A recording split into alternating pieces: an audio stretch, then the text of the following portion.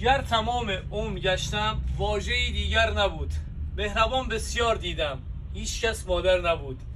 حرمت هر کس جدا و حرمت مادر جداست. مادر من خالق روی زمین بعد از خداست.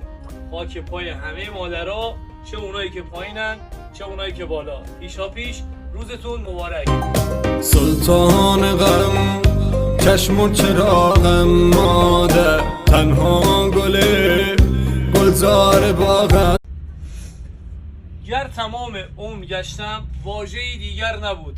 مهربان بسیار دیدم هیچ کس مادر نبود. حرمت هر کس جدا و حرمت مادر جداست. مادر من خالق روی زمین بعد از خداست.